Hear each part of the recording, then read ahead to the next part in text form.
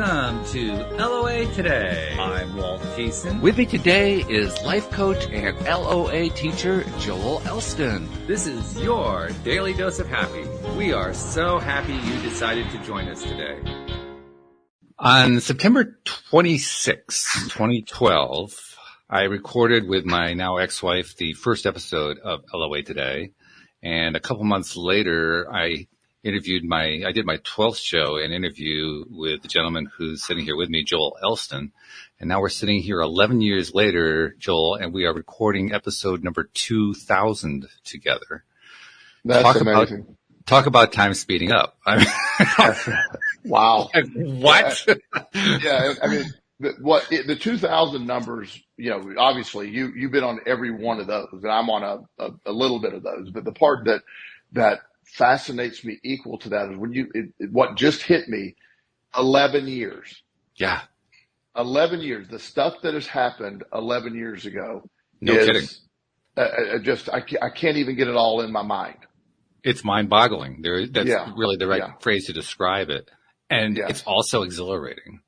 I mean, if you had said to me after that 12th episode that I did where you were on my show for the first time, if you had said to me that I was going to do 1,000 episodes, let alone 2,000, I would have laughed in your face. Oh, of course not. Of course not. I get it. Well, again, when we did the show the first time, it was that was a one-off for me. Just, hey, I was going to be on this guy's show. Yeah. And you were doing it on the law of attraction. I was running a treatment center that used the law of attraction. And you said, hey, this will be a good idea. And I said, well, this will be good advertisement for us. So we agreed. Yeah. And had no idea that it was obvious. And then again, you figure out all the shifts and turns since 11 years. Like you started with the comment, it was your ex-wife. I mean, that seemed, wow. And all of a sudden here we are. It's just it fits into the concept because time is perception based. And it really makes a difference when you looking back, the rearview mirror offers like, wow, all that has happened. Mm-hmm. I have changed careers. I've lost a son in a tragic accident. I've adopted a son. Mm-hmm. I've had, just so many changes in my life in 11 years. It's just amazing. The topic today is time speeding up is a fascinating one because, as you point out, it is all about perception and it's very subjective. As we look back over 11 years, there's a lot of stuff that happened in 11 years. So I can say, looking back, it actually seems like a long time, longer than 11 years. Yes. Talk about the perception of it. It just feels like, almost not forever, but it feels like ancient times by comparison. Well, yeah. And you see that because your point of reference, while it's happening, everything seems to be, at the same pace and, you don't realize, but when you look cumulatively at all the events that have happened, the people that are no longer with us, the situations that change, the things I worried about and was concerned about 11 years ago are not remotely the things that affect my world now. Right. It's just such an amazing, concept. And I love the fact that that we are on this show because it allows us to reflect, and it leads into, the point of what we were talking about, is this summer in particular. And I have some logical reasons why, but I have mentioned to several people that it felt like this summer didn't even really happen. It came upon us and, it was like, okay, I remember Memorial Day was there and, I was planning on Justin and I were going to maybe consider going out of the country. Well, our passports were not able to get here in time. So I never made a vacation plan. And then all of a sudden it was like a week to go when there's no school. Yeah. And the school starts and I was like, oh my gosh. So summer just sort of disappeared. And again, I know that I was busier at work than normal. So I just sort of wrote it off as I just can't believe that. Plus, and we'll talk about why aging affects, as you get older, the passage of time, perception changes. But I mean, even my younger clients or people that really shouldn't be affected that much by it are like, it just seems like this is something different. This seems faster. And I've heard that theme from other people of all different walks of life, and nobody can really quantify it. but it's more than perception. Sometimes it feels like, it's like, okay, is there a reason why? And of course, I'm going to have some answers of maybe why, but of course, once I have a question, me, I go on deep dives all over the planet and, looking for somebody. And I've actually spoke with a quantum physicist a theoretical physicist that, shared his opinion that he first assured me that it was nothing supernatural. He explained the brain, explained how the observation, and the older we get, the more we operate out of our subconscious brain. There's nothing really new. When you're 10, everything's new, and there's new things to discover. So it's like you're operating at the speed of the conscious brain, which is much slower. But as we age, most of our stuff is done at the subconscious level, which is a much faster mechanism. So the perception seems faster. That makes it a lot of sense. But then then I'm hanging up the phone with this guy. He said, Joel, this did seem to me unusually fast. The summer didn't seem to happen for me. So even this guy who has a complete understanding of why our perception is different felt this was a shorter version of summer than normal. And I hear that a lot. And are you feeling that way too, Walt, or is your perception different?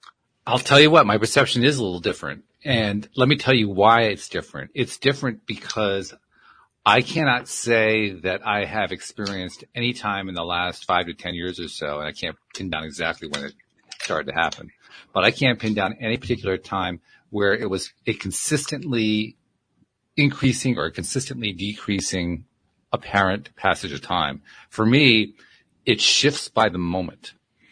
Right. So for instance, I can look back to what was going on with me this past June, and it was crawling. Yes. It was crawling at a snail's pace. Yes. And it crawled at a snail's pace through mid-July when I started making some shifts. And once I made those shifts, it accelerated. And August disappeared. Yes. So I actually have periods where it seems slow and other periods where it seems fast. And I know what my theory is. I get what the theoretical physicists and the quantum physicists are trying to tell us. But I'm also reminded that we're human beings. We created time. Time is a human construct. And because it's a human construct, we have a lot more control over it than we realize because of that perceptive quality that we all have. And because of that ability to control it, we really do. We control it moment by moment. And I would posit the idea that we control it through what we're giving our attention to and how we're feeling about it. That's a really good point. And also maybe using this gentleman's theory when everything sort of fell apart on you, and the situation happened in your personal life, the moment that happened, we spoke pretty quickly after that happened. And last October, Yeah. And as all this sort of unfolded, the moment that you and your ex-wife separated, the moment all that took place, right?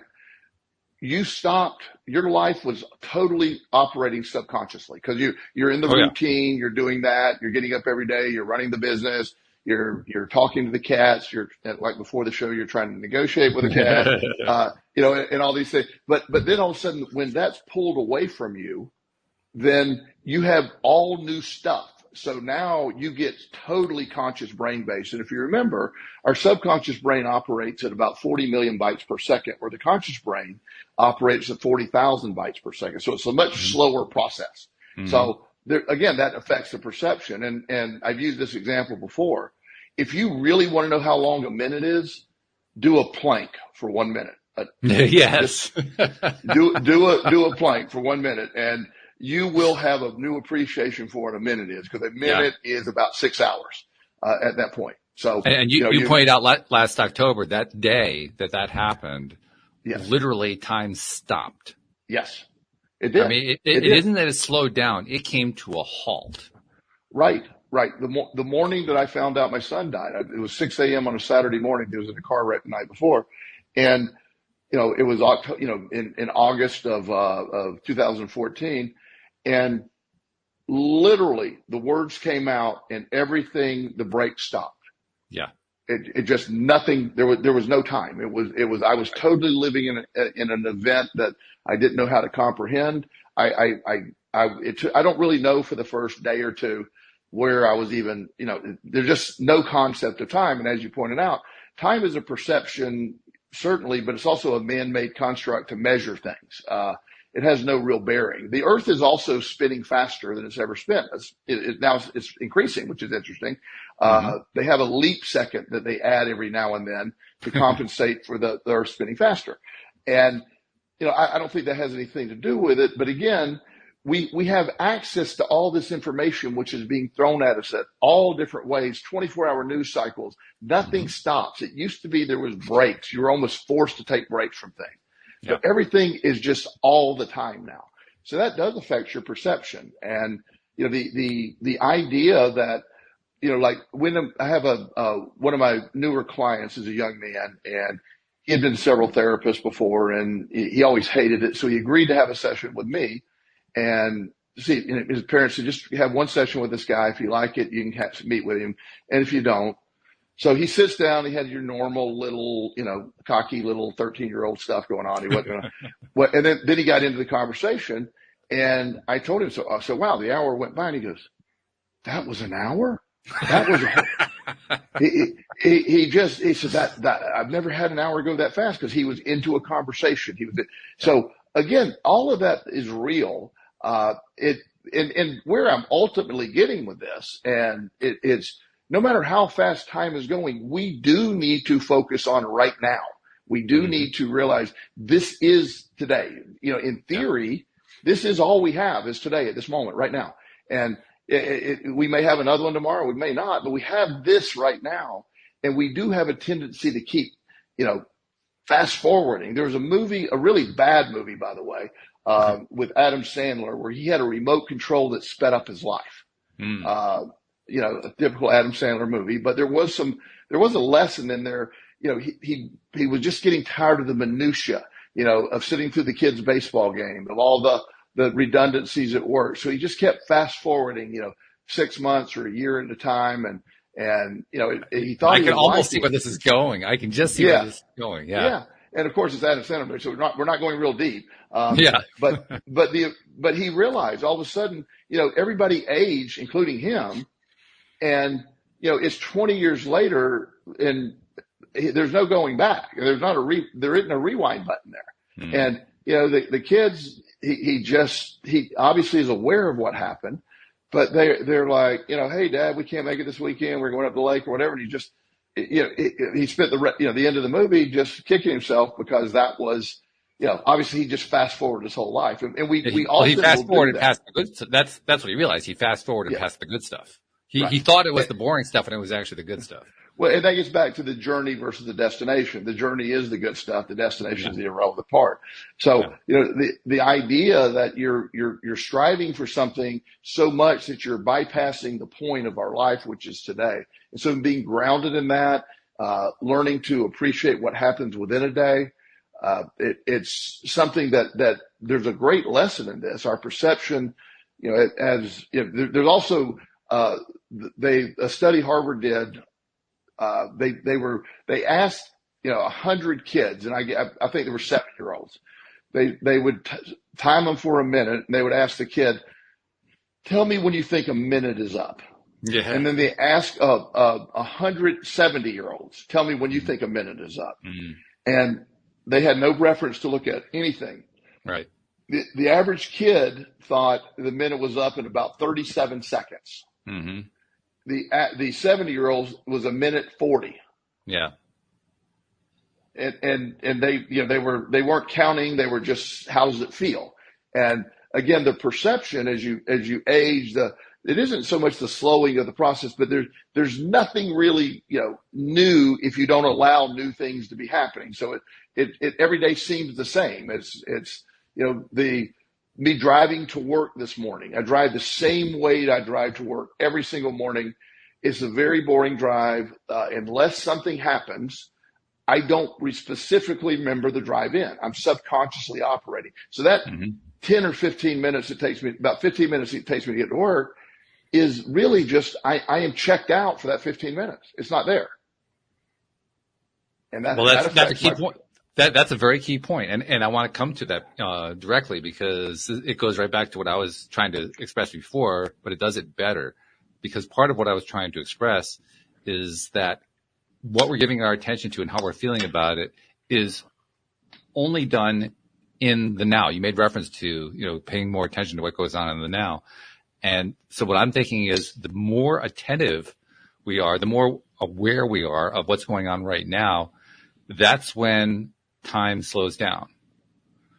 The less attentive we are, that's when time speeds up. Yes. And yes. So, for instance, you gave the example of the kids and the older people who were asked what their perception of time was, and the kid thought the minute was up in 35 seconds, and the older people thought it was well past a minute. Well, the kids live much more in the now. That's Yes. just part of being a kid. Yes. So Completely. It was easy for him to stay in that place where it just seemed to take forever. Whereas the adult is so attuned, if you can call it that. Attuned is probably not the best word. Distracted, that might be a better word. Distracted away from paying attention to the now, that, the time that it actually is kind of stretches in his imagination. So it seems to go flying by really, really fast just because he's not as attentive, which to me is like, if you want scientific evidence that says we need to pay more attention to the now, that's it. That's the evidence. Absolutely. Right there. Right there, completely. Yes. Well, that's that childlike mentality that we're talking about, because kids are looking at that. The reason I enjoy working with younger kids so much is I'm fascinated by their fascination. Mm-hmm. They are in awe of everything. Yeah. A dump truck can just be the most amazing thing. I think I've shared you this before. I have a young man a long time ago. He didn't like the fact that I just asked questions. So we agreed for me to ask 5 questions and he could ask 5 questions. Okay. Oh, so okay. That was a strategy. It worked real well. And so he was, I forget how, pretty young though. Mm-hmm. And his first question, he said, "What is your third favorite Beatle?" Well, I'm curious. What was your answer? I don't have many Beatles, to be honest with you. So, it caught me off guard, and I just said, well, the Asian Beatle, and he goes, "I don't know if that's a Beatle." I said, "Oh, it is," and. I thought maybe it was going to be Ringo Starr or something. I mean. I almost went that way, but that would have totally messed up his whole strategy. So, then I said, "Well, you got to answer that question." And he said, "Well, my top 5 are boom, boom, boom." I'm like, so, it's just, I never expected what's your favorite Beatle would have been okay, or what's your favorite bug? I could get that one, but your third favorite.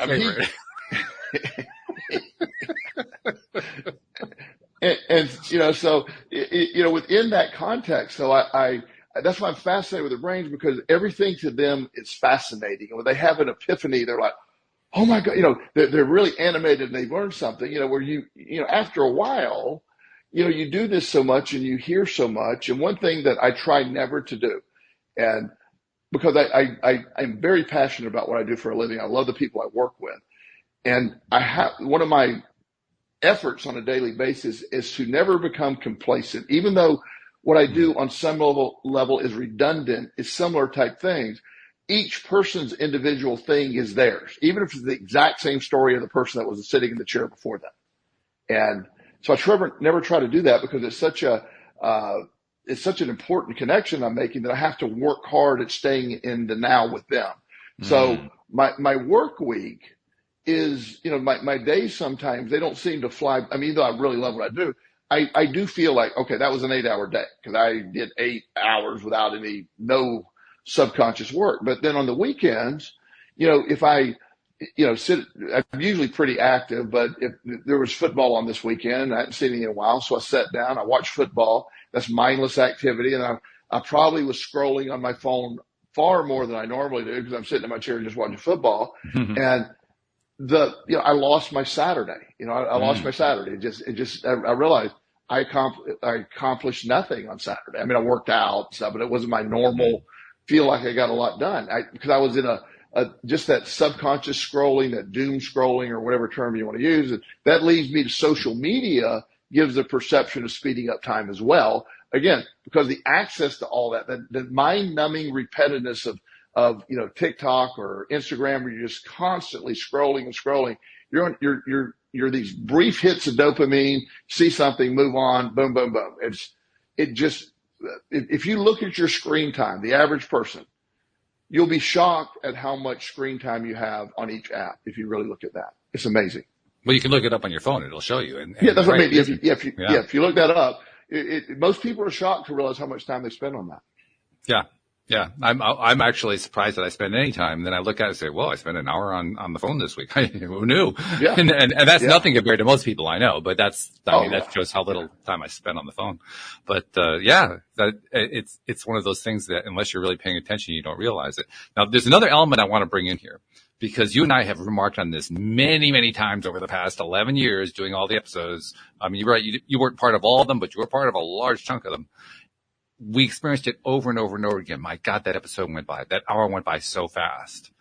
Now, There's an interesting piece to that, because we're pretty focused on what's going on in the episode, right? Yes. So I posited the idea earlier that if we're focused in on the now seems to go slower. So why does it seem to go faster? That's the obvious question that comes up. And I think I know what the answer is. We live in a world of contrast, polarity. Light and dark, positive, negative, happy, unhappy, good, bad, all that kind of stuff. And we human beings have this really interesting little weirdness to us. We love the negative. We're just drawn in on the negative.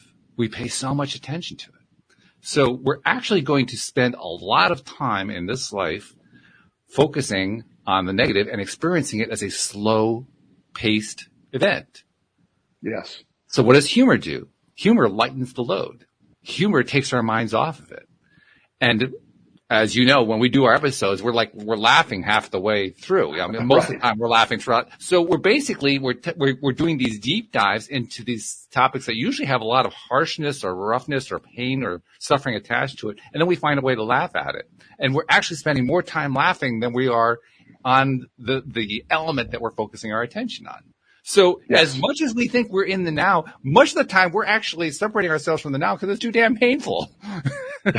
Well, and that's sort of the paradox of a lot of this, because you find one rule that applies to one group of thinking, but it doesn't apply over here. It's just the idea that, when you're in the now, you're enjoying, you're feeling, you're tangibly doing it. But when you're in a discussion that's invigorating and you're laughing and, you're feeding off the energy of another person.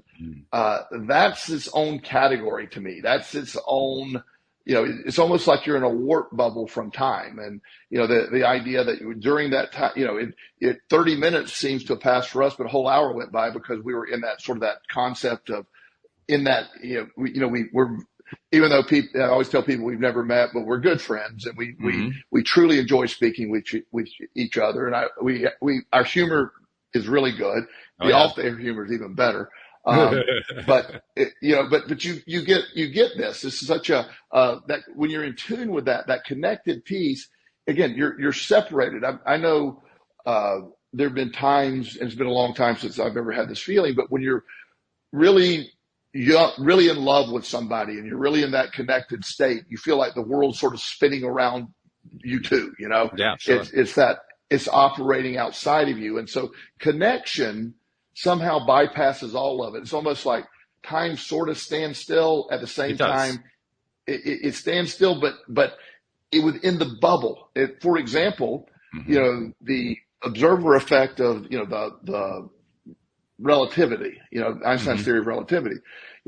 If in theory, if I'm watching somebody, travel, which I know they can't, but at the speed of light, at least with our technology, we can. Somebody travel the speed of light and they're in a spaceship, and I'm watching them on the horizon for 15 minutes as they're way out in the middle of space, but I'm able to see them, and they're going across at the speed of light, and I can observe it for 15 minutes.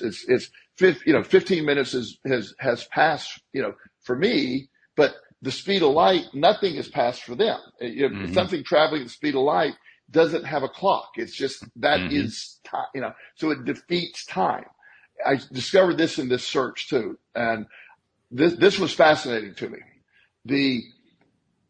Where the GPS satellites are operating in mid-orbit. Right. You have low orbit for, the space station and stuff like that. And then above that, you have mid-orbit. And in effect, the clocks on the mid-orbit GPS satellites run faster. Right. Than here on, and they have an exact formula to figure it out. So they've Because they have to adapted adjust for the that. clock. They have to sync up the clocks. Yeah, but they figured it out. Like if you ask, ask your, I don't want to say the device because it'll answer me, but ask one of my devices here in the house, what is sunset for Richmond, Virginia? Mm-hmm. It will immediately tell me sunset tonight is going to be 7:43 or whatever that number is going to be. Right. And if I ask what is sunset on, December 18th, 2073, it'll tell me. Yeah. Because it's that precise. It's that precise. You can account for that. And again, I'm fascinated by how that works. But as you adjust time by being further away and all the other things, gravity affects it. It's so complicated that my poor little brain is just listening to all this stuff. And I'm like, wow. So nothing matters because time really doesn't exist except, again, by humans. It's not one of the laws. There isn't a law of time. We have a measurement of time. Mm-hmm. And if we didn't have to be places or acknowledge or want to keep records, we wouldn't have to have time. But it's something that we need. I know when I'm on vacation and there's nothing for me to do, I'm not really, other than looking up at the sun or my stomach's hungry, I don't really know what time it is. You know what I mean? It's just, it doesn't matter what time it is. There's an additional piece to this, and I want to reference what I was mentioning a few moments ago about how the more focused we are on the now, the slower the time appears to be, and how we typically as humans focus on negative. But it also works with positive. I mean, if you can really focus on now with a positive feeling, you can also slow time down that way. You can speed it up. You can actually do both. I mean, we're capable of that.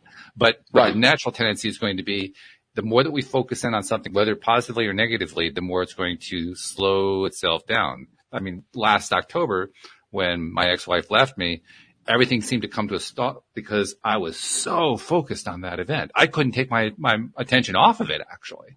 So that's all you can think about. Yeah. It's like I was just stuck right there on that one point, and that's why time seemed to just come to a standstill. But the same thing can happen if we are focusing on something that we really, really love, and we just stay there. Now, here's the interesting thing, and I'm really curious to know what your take is on this, because this is like another way of saying the same kind of question I've asked over and over again to you on the show over the last 11 years, which is this. It's really easy for us to focus, not easy, it's easier for us to focus on something in the now that's negative. It's harder for us, for some reason, and that's part of the question, it's harder for us to focus on something really, really positive in the now and stay focused on that.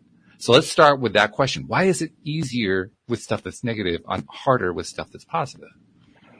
Probably the answer to every time you ask that in some form or fashion is we're predisposed to a negative concept. The negativity has been supported through evolution. It's been, right. So we have a bias toward negative. It's a protective mechanism for most of us to scan the horizon for the negative. And then, so that's the main, we're just not as practiced as looking and staying in the positive. Exactly.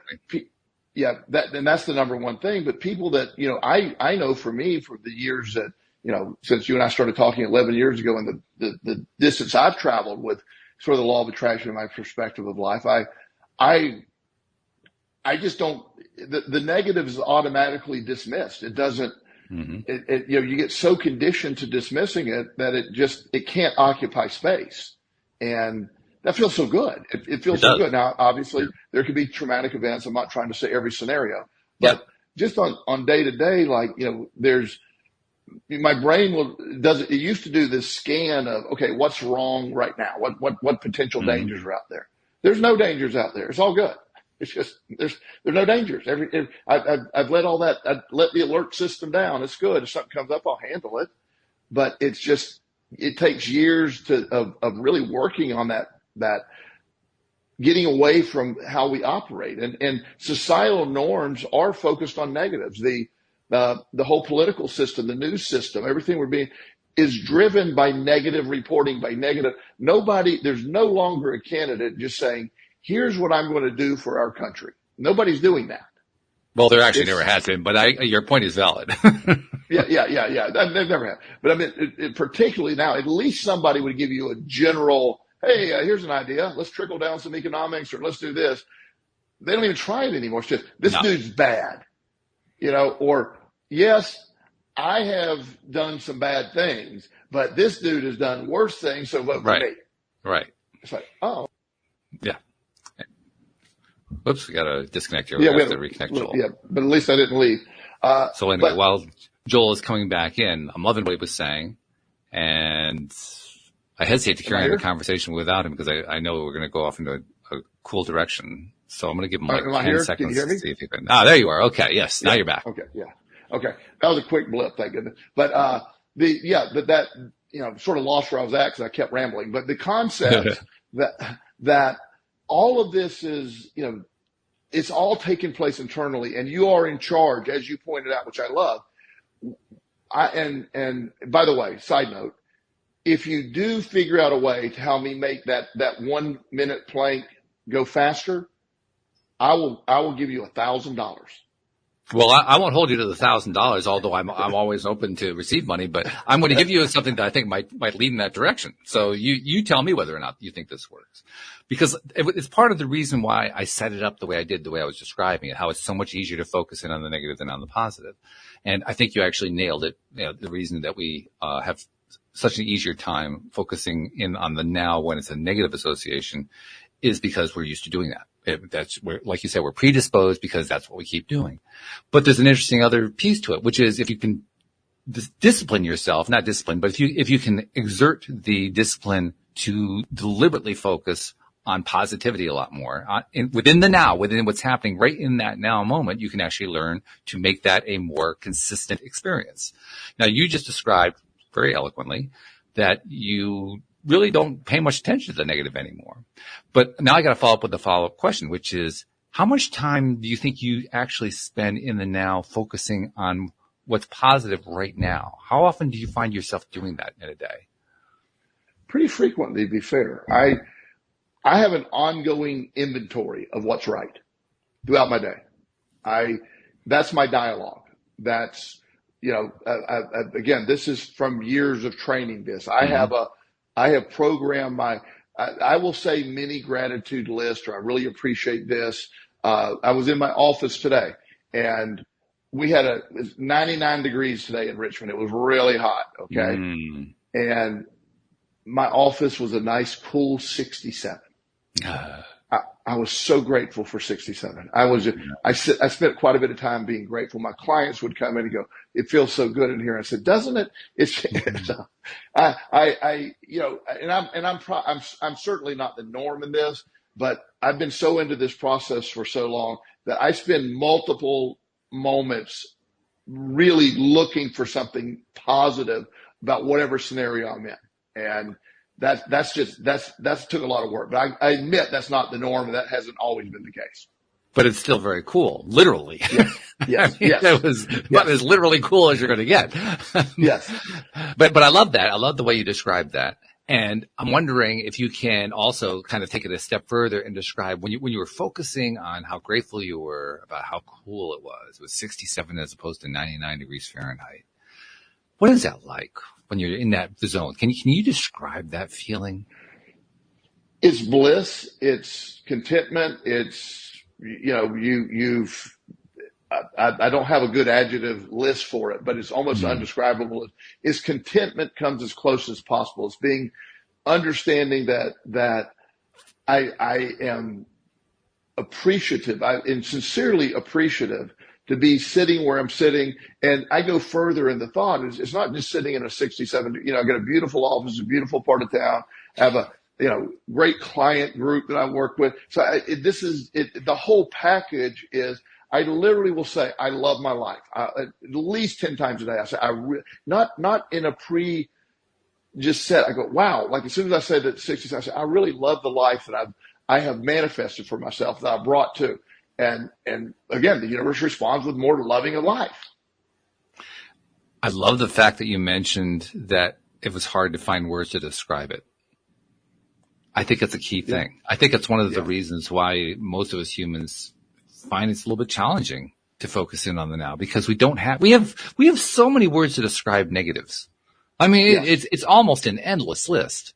The list by comparison of words that we have to describe positive is really short. Yes. It's a much, much shorter list. And so, like you were alluding to there, if we try to come up with a way to describe it, the words almost disappear immediately. You know, you came up with a few words of bliss and so forth that describe it, but it becomes very challenging. I haven't done this as much lately as I like doing it, but there are times when I've been doing this one exercise, which is to focus on something like what you described, where you're in a cool room on a hot day and just really appreciating that cool room. And as I'm doing it, I'm asking myself, how would I describe this to myself from, say, 20 minutes before I got into this cold room? How would I describe that? And then just let it flow. In other words, I don't think about it. It's not like I'm asking my brain to construct something. I simply let it flow. By it, I mean, you know, what we usually call that interconnection, that interconnection to source energy, or however you want to call it, but that interconnection to who we are deep inside, and let that flow, let that come out. And when I can do that, I find I can describe really pleasant situations with a lot more verbiage than normal, simply because I'm allowing myself to connect to it. So alluding again to what you were talking about before, you talked about the value of that connectedness when we're in that now state. It really is valuable. So that even when we're trying to do something that would normally be difficult because there's such a short list of words to associate with it, we can still do it because the connectedness helps us to do it despite the odds. Yeah. Which, circling back, I haven't gotten there with the plank, to be fair. Well, all you got to do is you got to apply the same principle. The trick is you got to find some way to say, I like the plank. Right now you're treating it like I don't like the plank. As my abdominal muscles feel like they're ripping apart and my body's shaking. And I know the feeling too, because I do the same thing. I have not got to grandmaster level to appreciate that as fun. Now, I will do incredibly ridiculous heavy sets of squats and deadlifts and what. I love all that. That's all positive. It's just the individual plank is my nemesis. It is. And I tried to say, I enjoy this. And literally my body's screaming at you. No, you don't. You do not. So I have a similar thing going on. I have an injured Achilles. It's not something that was an acute injury that happened in the last 6 to 12 months or something like that. It's actually an injury, a time injury that has occurred largely because of my height, because I'm very tall. And so from my perspective, the world is all down. Everything is down. And so I compensate. My body has learned over the years to compensate for difference in height so that a counter that is normal for somebody else is way lower for me. So I compensate in order to be able to interact with that counter. Sure. Problem is when I do that, I mess up my posture. And that messing up a posture, I've learned a lot from my physical therapist, I got to tell you. That messing up of my posture over time has degraded my Achilles tendon. And there's a whole reason why, because of the way our bodies are all, all the muscles and tendons and ligaments and all that. It's all important. It's a system. The whole chain there. It's a system. The whole thing's going on there, right? Yeah. So among other things, my physical therapist has me doing some exercises to shift all of that, so that I stop putting stresses on my Achilles and can allow it to heal. And of course, a tendon takes months and months to heal. So, you're going through a lot of this exercising. Well, one of the exercises they have me doing, it turns out that because of the ways that I've been compensating over the years, I have a lot of trouble standing for any length of time on one foot. Most people can just stand on one foot. No big deal. In fact, I was on the phone with my brother he's only 6 foot tall. he's 8 inches shorter than me. And I said, can you do it? He says, yeah, I can do it. So he did it for like 30 seconds. I said, yeah, how's it going? Oh, I'm stable. No problem. Now 30 seconds for me, I'm practically falling over at that point. Right.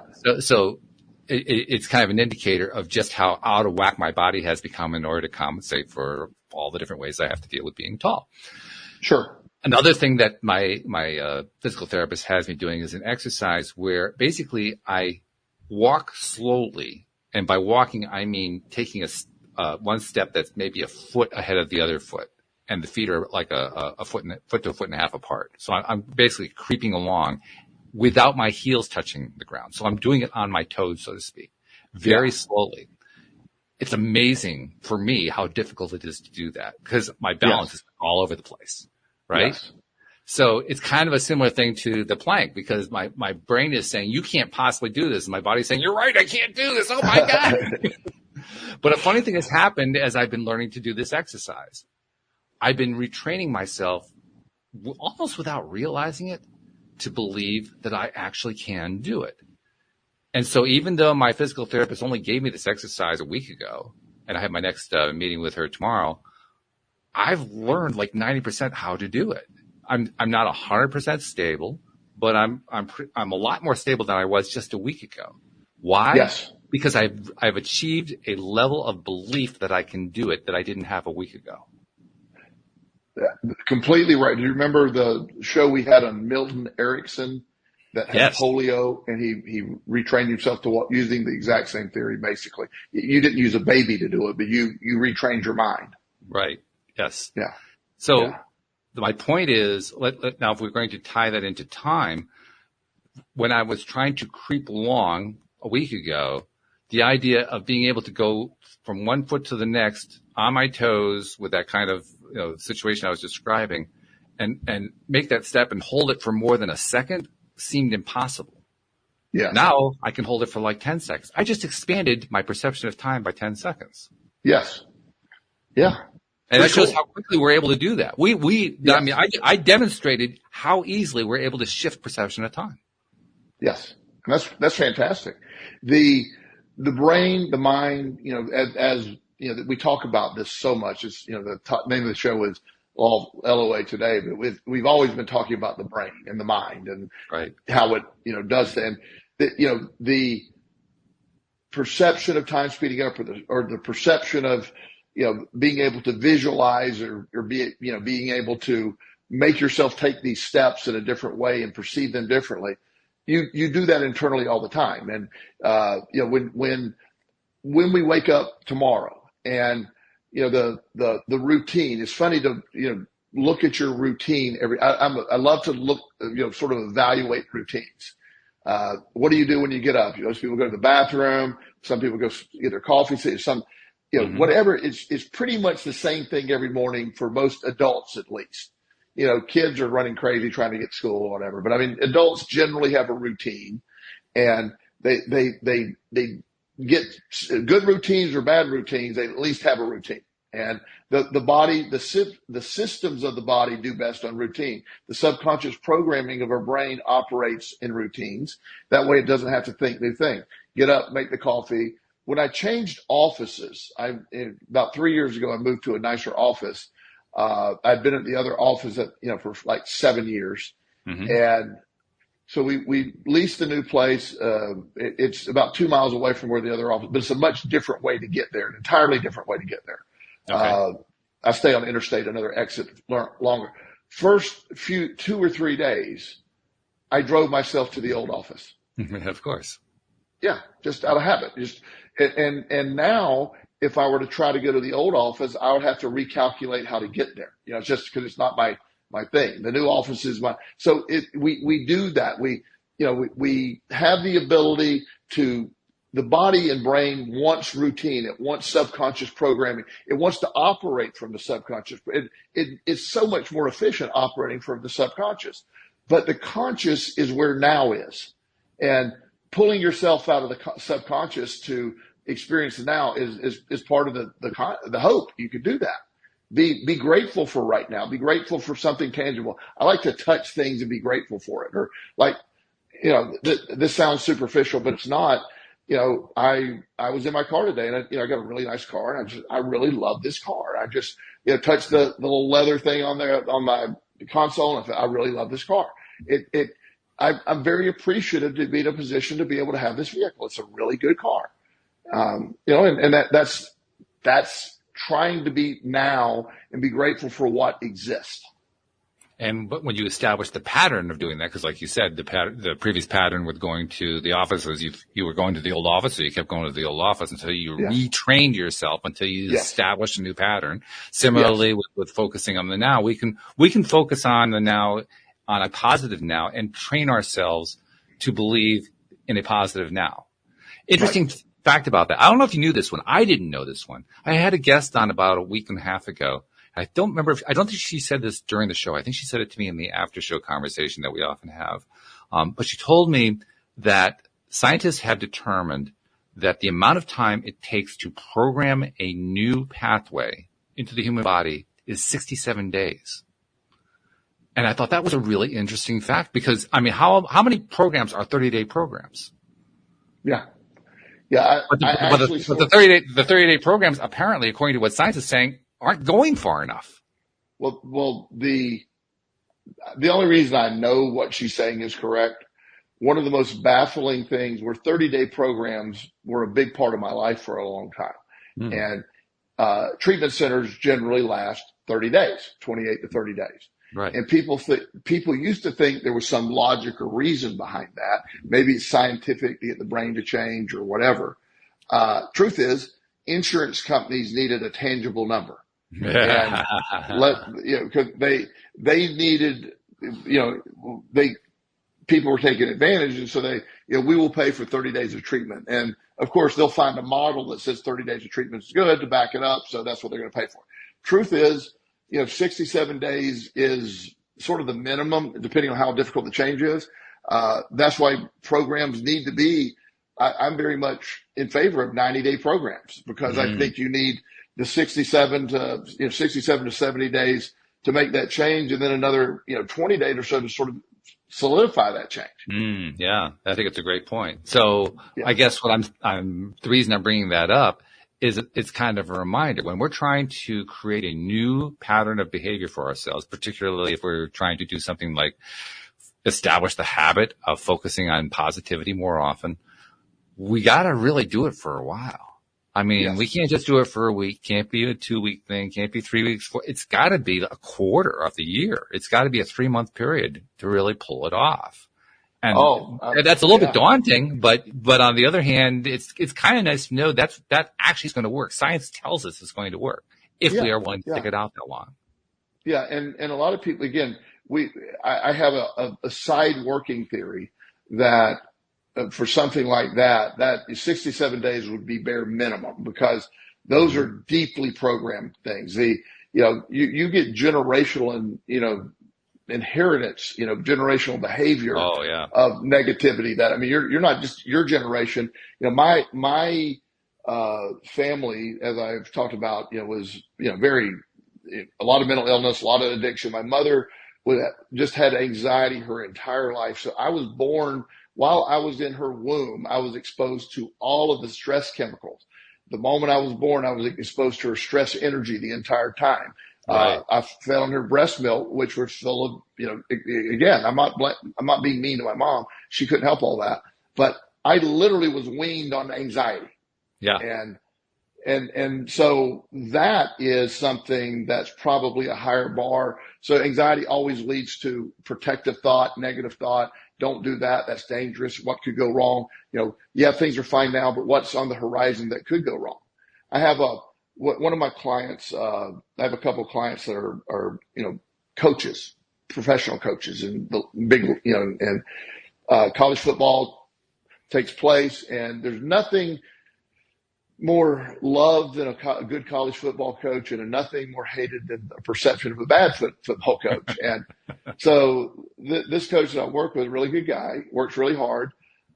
He's in his fifth year, and fifth year, they start to get a little nervous if you're not doing stuff.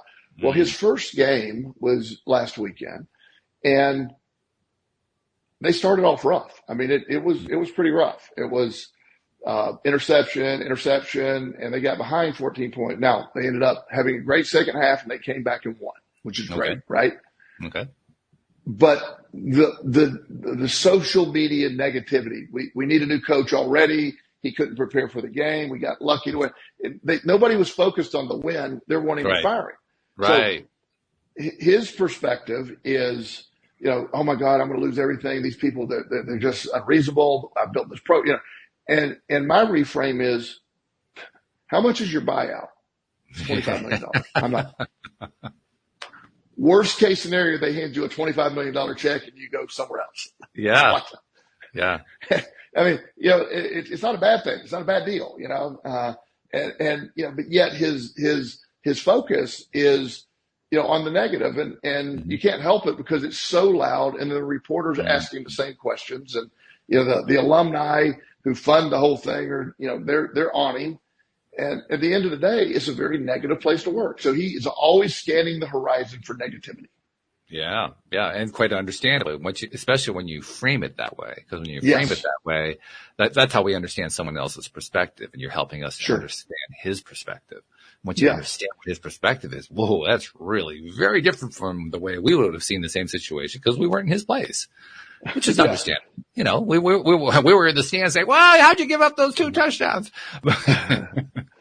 One of the quick, and I don't usually bring sports into this, but LSU had a coach that won the national championship a couple of years ago, Coach Orgeron, great guy, funny guy, and he sort of fell into the role, ended up winning a national championship. The alumni didn't like him, and the school, after the year of winning national championship, he had a rough year, very, very rough year. So national championship, rough year.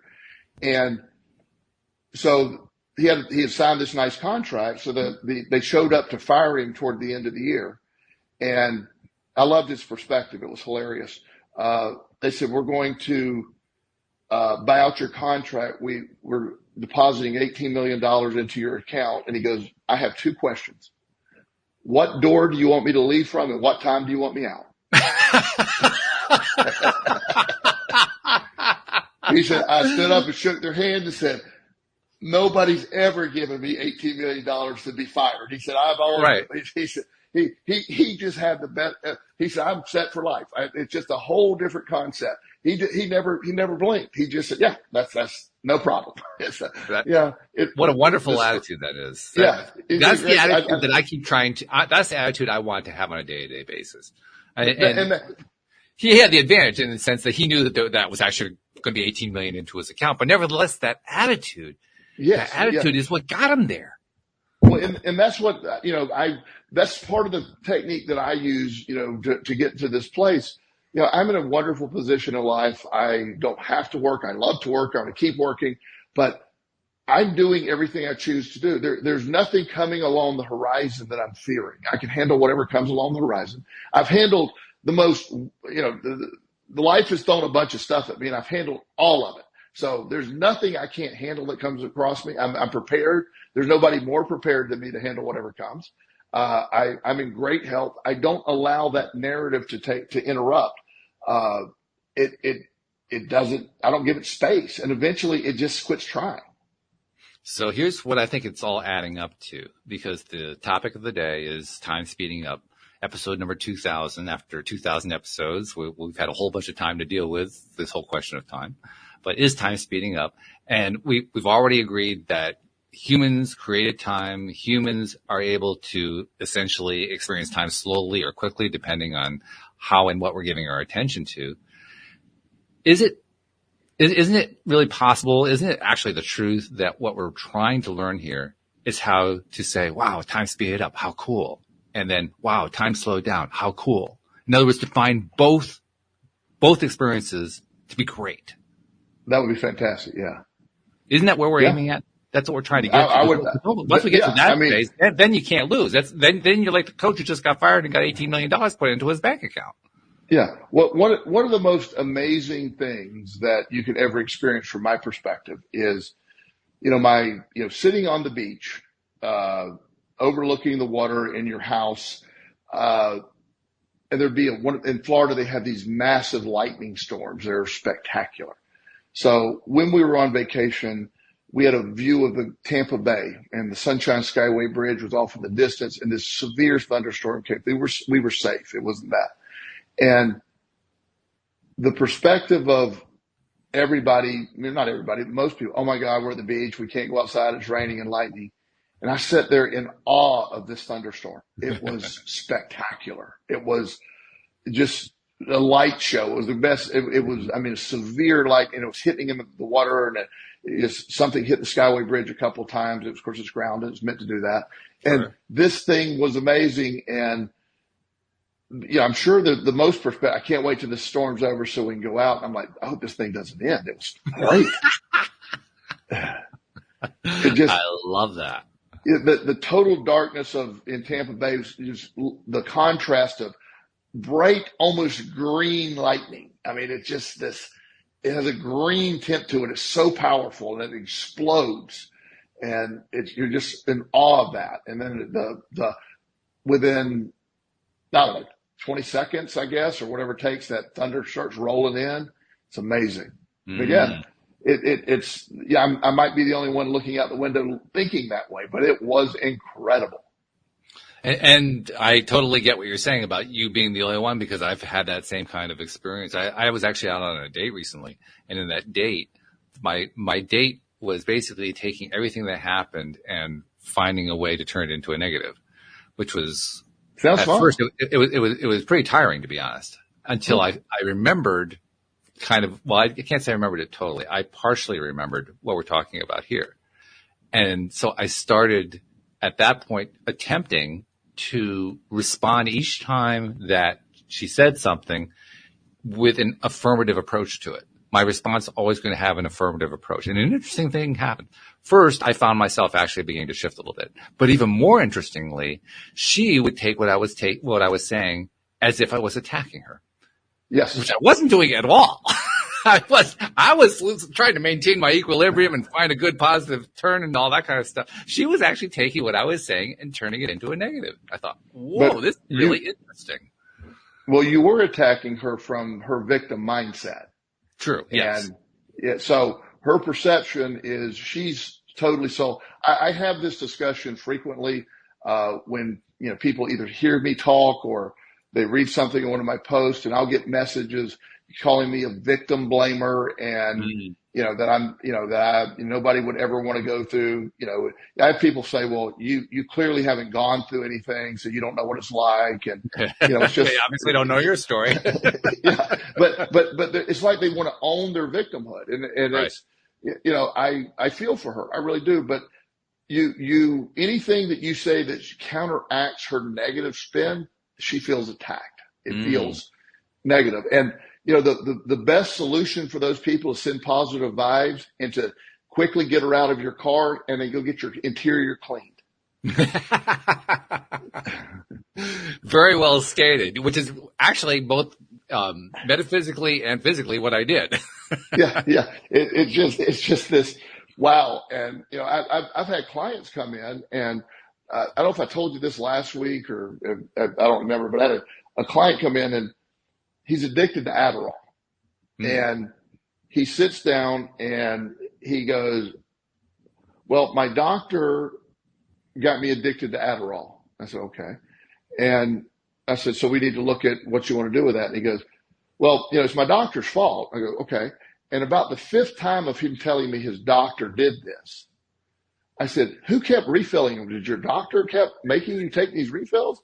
And he goes, well, no, I'm addicted at this point, but this is all his fault. And I go, yeah, we're not going to get anywhere with this. You're addicted to Adderall. I can help you with that, but I can't help you with the fact that you're blaming your doctor for your addiction. It's your response, regardless of origin. It's your responsibility to fix this now, not his.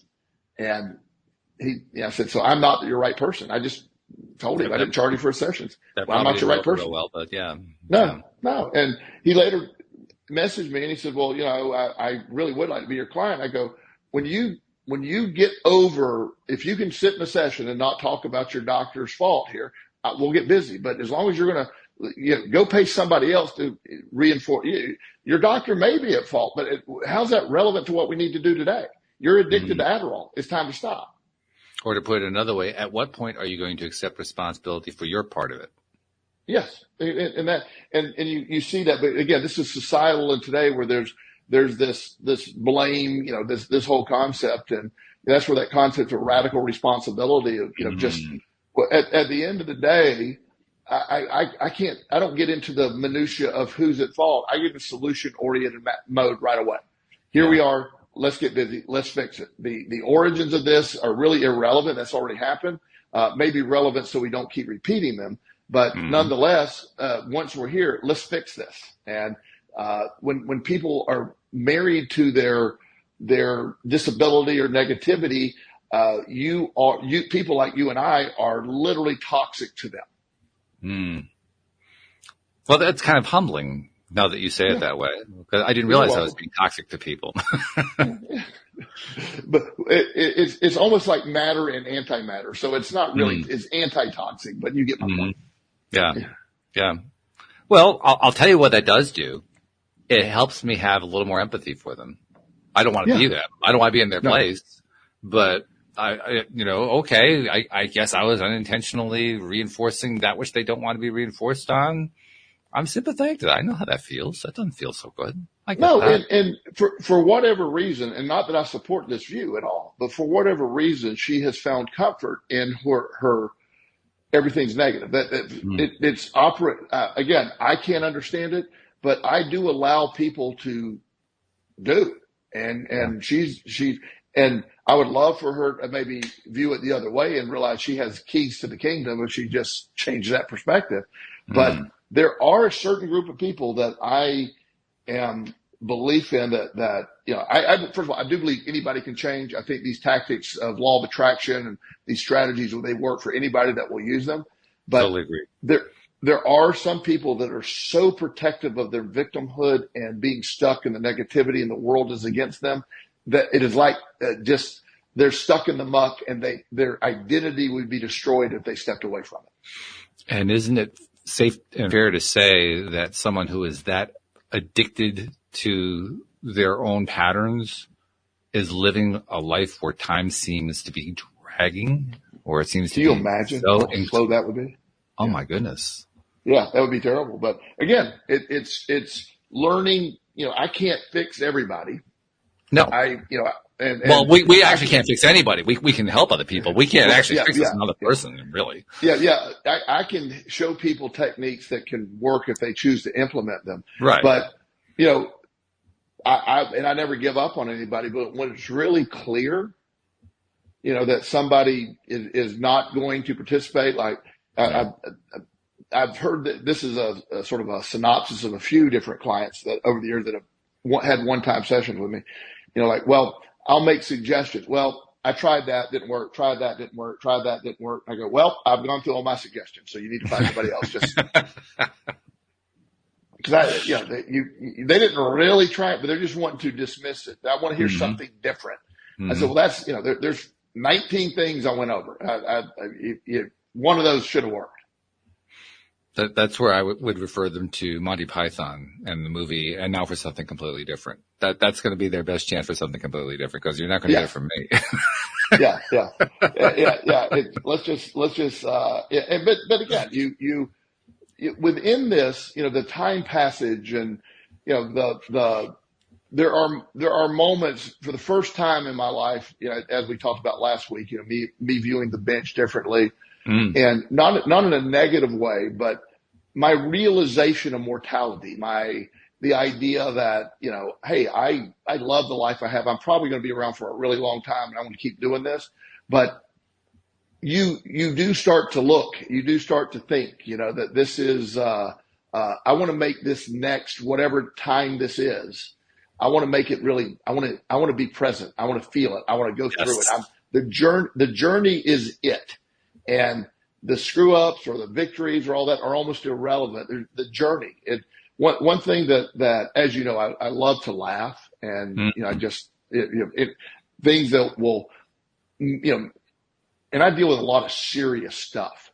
But, there are times when something so absurd happens, and you're like in the middle of all this. The humor is just so obvious, and you get to laugh, and it like dissipates it. Do you remember the car insurance commercial? I got great news. I saved a lot of money by switching to Geico. Oh yeah, remember that commercial? Okay, so I'll tell this real quick. I know we're running out of time. there was a guy many years ago in South Carolina. He was indicted for a massive theft. He was a compulsive gambler, and he was suicidal. He was in jail, and the sheriff who runs the jail asked me to come in if I would talk to him about his gambling problem. And I said, yeah, I mean, he's in jail. I mean, he stole a lot of money, so he was going to do significant time. And so we go. So when I get there, the sheriff said, could you tell him, because he's been so depressed, that his wife served papers. She's immediately divorcing him. That's what you needed. Yeah. And his father was diagnosed with stage 4, some kind of cancer, and has 6 months to live. Wow. He said, could you tell him that for me, please? And I said, okay. My first meeting. So I walk in, introduce myself, and we talk a little bit about it. I explained my story, and I said, the sheriff told me, that your wife is filing. She has custody of the kids. She's filing for divorce. She's selling the house. But he goes, well, that's sort of understandable. I feel real bad for what I've done. I'm going to pay him. And so he accepted that one pretty good. He said, I'm very upset with that. I said, and oh yeah, and of course he lost his license as he was he lost his license. Sure. So they processed that. And I had one other thing, but then I got to it. I said, and your father has, he has terminal cancer, and they're expecting him. And the look on his face, I don't know why I instinctively did this, because it could have backfired on me, because there was just silence in the room. I said, but I do have some good news. I saved a lot of money by switching my car insurance to Geico.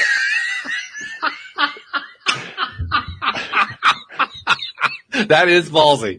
Yeah. You definitely have to have the right vibe in order to go with that one. And he fell apart. He goes, thank God you said that. Oh my God.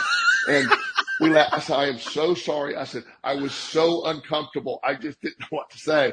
And it's much funnier back then, because that commercial was played every 8 seconds. So it was a much more common theme, but we developed a really good rapport. Good news is his father lived much longer than that. Oh, wow. He did do a lot of time, but he was also his time was cut way down. And he was able to, he got a good, all that's turned around for him. It seemed impossible. And his kids are grown. They love him. And also his story ended as good as it could. He paid everybody back, but this was a moment where humor, I didn't know what to say. And as soon as I said it, I go, yeah, I'm going to probably be arrested for this or something. I mean, this is probably illegal to do this. And, but he loved it. So I realize we're running late. I got to make another call too, buddy. That was wonderful, though. What a great way to wind it up. And winding it up is actually what this is, because this was a conversation about time. And when you wind time up, you basically, well, of course we went over. That's part of what we do. But it also fits the theme, right? We were stretching that time out. And we were loving every minute of it, So again, that's the lesson that I take away from it. We have so much control over time. The question is, what do we want to do with it? That's the big question. Yeah, it's a big question. Well, I'm glad we were tackling it together. I can't wait to tackle it again next week. I don't know what the topic's going to be, but it's going to be something tied to this. So thank you for joining me and doing episode 2000 with me. I really appreciate it. Congratulations on 2,000 shows, my friend. It doesn't seem plausible. I know. I love it. I'm so proud of you. You're such a different person in a very good way. I mean, always been a great person, but your energy, you've worked so hard to get where you're at, and I'm very proud of all the work you've done. And I feel very appreciative for all the support you gave me over the years as I was trying to make those changes. So thank you very much for that. And I'm also very appreciative to the listeners too. I have listeners who have actually been with us since that 12th episode. Believe it or not, there's some of those people who are still listening to the podcast, which is really exciting to me. And then there are the others who have come on since then. I'm really appreciative to all of you guys who've been joining us over the years. And we're hoping to just keep doing this for as long as we can keep doing it. So thank you guys very much. We'll see you all next time here on LOA Today. Goodbye, everybody. See you, buddy. Bye.